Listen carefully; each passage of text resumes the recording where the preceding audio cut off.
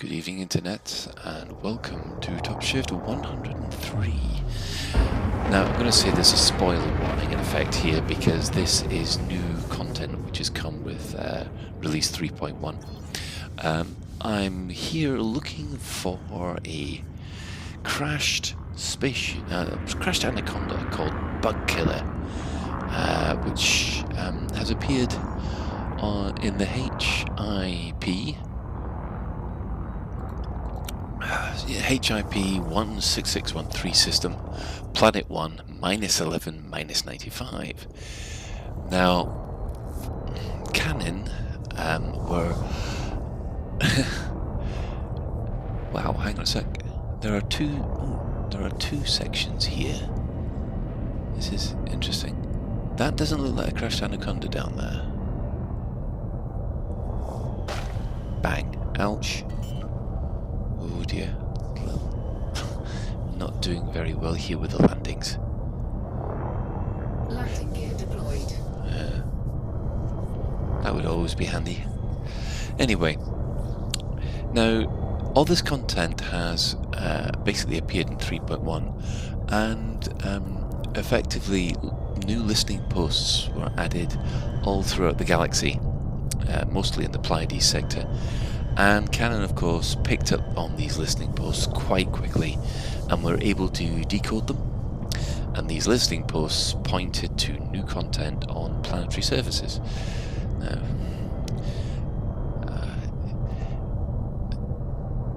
it's quite phenomenal how quick they can actually turn this around. I mean, you got to remember Canon quite regularly do the Eagle Eye update, letting everybody know where the Thargoids are going to attack next, and decoding that is quite an achievement, and they do that every week without fail within about a couple of hours of the server relaunching or coming back after its weekly boot up. So, I mean, there are... sometimes it'd probably be nice if someone else discovered these things for a time, but to be honest, it's nice that you've got a resource that you can go to after a certain set of time, so you can catch up on all the content that's been put in there. So, fair play to Canon. We were at LaveCon the other day. Now, I do believe my colleagues over at Lave Radio have already come out here, but unfortunately I've been a bit ill this week, so this is my first opportunity to come out. And as far as the game itself, we're now up to 3.1.2, with a whole lot of bedding in, bug fixes, all just plateauing, it seems. Normally we get... oh good, right, off we go. Normally we get sort of, I don't know, little point releases full of bug fixes up to about 0.5. And then I get a sneaking suspicion that the next set of bug fixes go into 3.2. But for the meantime, it does seem to be very stable, and all in all, from what I've seen so far, I'm quite impressed with it, considering such a small release. Now, there should be...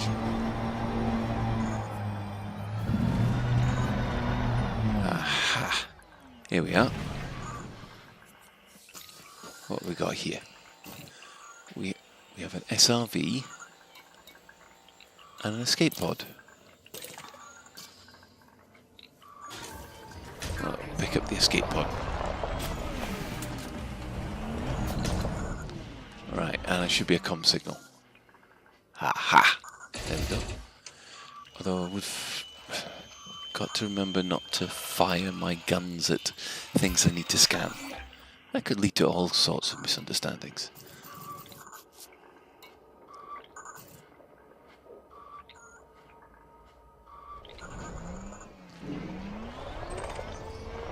Oh, a material. I suppose that could be useful.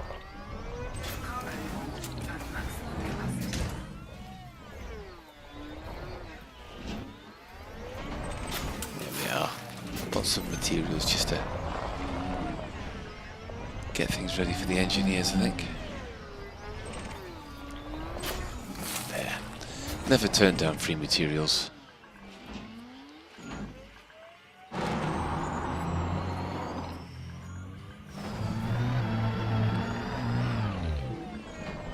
And away we go back to the ship. So that's a crashed SRV with a log number 4 in it.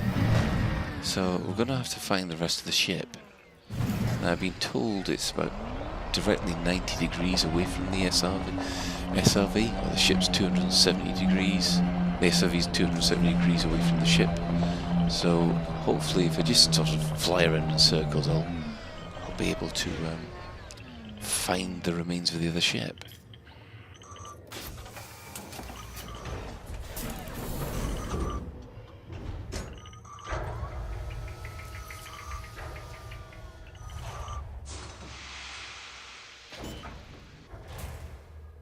I must admit, I do like the atmosphere here. It's very remote, and you can tell when you're driving through that mist, it certainly feels like, I don't know, atmospheric effects, which I hope will mean something later with the development of the game. I mean, obviously everybody's been on about atmospheric landings and space legs for years now. But I don't think the Frontier are going to surprise us anytime. That is definitely a crashed Anaconda. Right there.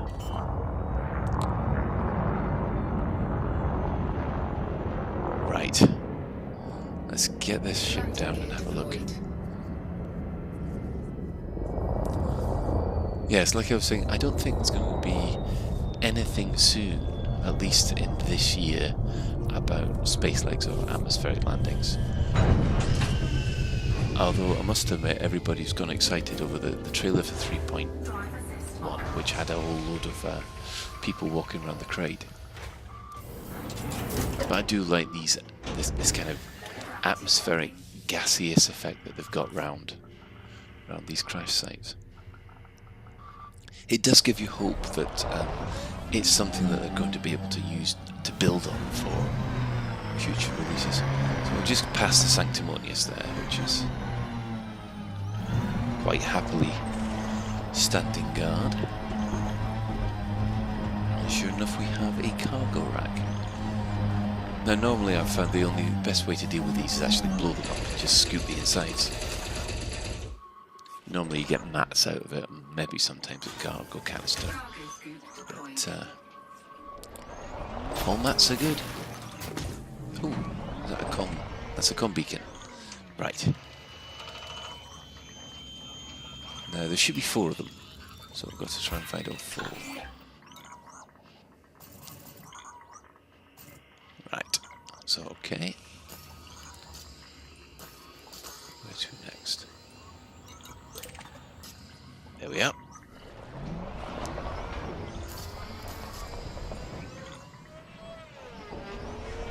Although trying to get over that's not really a good idea. There's tons of just bits of Anaconda and cargo canister left over.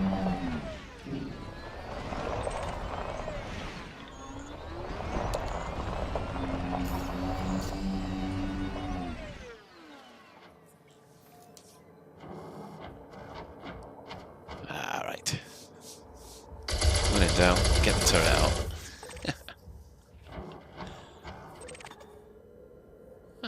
That'll be useful for some engineer somewhere. I haven't actually got the hang of strafing yet.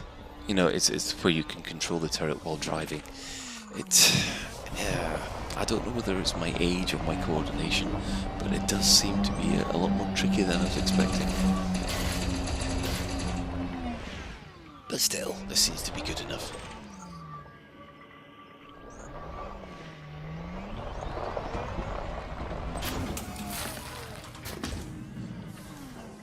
Those engineers are going to love me.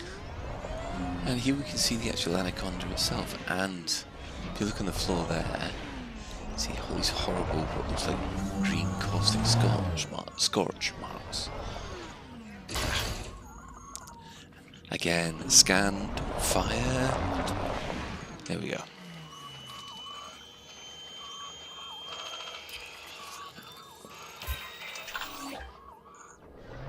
So how many is that then?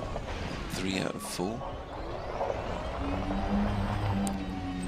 Trying to find where this other beacon is now. Driving me up the wall trying to find these things sometimes.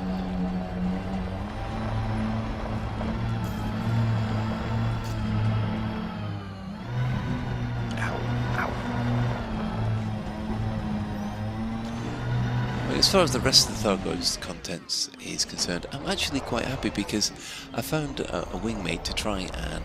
Oh god, good grief, hang on, look at all that caustic damage. I'm driving up to the bridge. I don't think there's anything in there, anybody in there. No, it doesn't look to be. I wonder if I've got the pilot there in that escape pod. Yeah, that doesn't... looks like Thargoid fungus or Thargoid droppings behind us there. Yeah. That's the caustic stuff you have to get the decon limpers to scrape off your ship. Right, so we're after one final comms beacon. Is that it?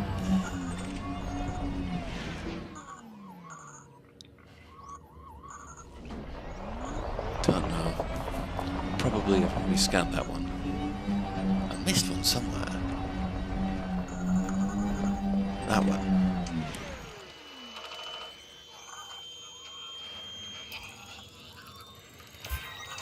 Ah, excellent. Okay, let's find out what happened to Bugkiller. Hey there, listeners. This is... Not sure about this. Play, damn you. Hey there, listeners. This is Clark Barrow, hottest pilot in the Pleiades, bringing you a slice of life from the frontier of space and keeping you mooks safe from pirates and brigands. I've been flying in Super Cruise for days trying to find this thing. I've heard the stories, some kind of non-human ship shutting down pilots, then zooming off into the black. Commanders living in fear of this interstellar menace. Well, not this pilot. I'm gonna find that thing and make it sorry it ever showed its 8-tentacled hide in my system. That's if I can ever find it. So far, nothing's shown up on my... Wait. What's that? Okay, here we go. Strap in, you ugly alien critter. Clark Barrow's here to drink milk and kick butt. And I'm all out of milk.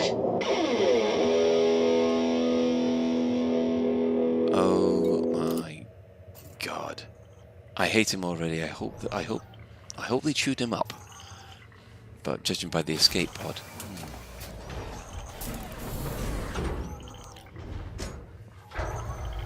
Well, that puts me in a bit of a moral dilemma. Okay, let's see the next message. I'm engaging. Woo! Let's see how this thing likes the taste of beam laser. I'm giving it all I've got.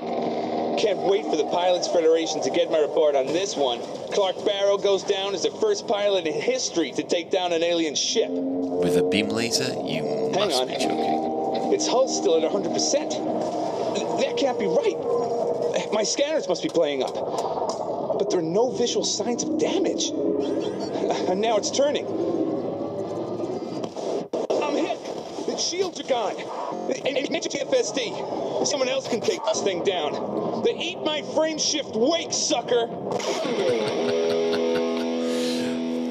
I must admit, I do love the voice work that they're doing in this at the moment. Damn thing is hunting me.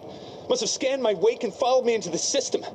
As soon as I dropped out of Super Cruise, it opened fire. I took evasive action, but I'm at 5% hull and my fuel is almost out. Who knows what this planet's called, but I'm about to introduce myself to its surface in a big way. Altimeter is spinning out of control, so I'm gonna have to do this the old-fashioned way. I just hope my hull holds out. I'm not caring if he survives or not, to be honest. I managed to land and tried to send a mayday signal, but before I could, that thing appeared and shut down my systems. Deployed my FUV and hightailed it out of there, but the ship is still coming after me. I can see it cruising at altitude. It's just watching. I put my foot down, but the buggy won't go any faster. The gravity on this rock isn't helping either. I've got to find somewhere to hole up before it comes to finish me off. This can't be the end. Clark Barrow isn't going out this way.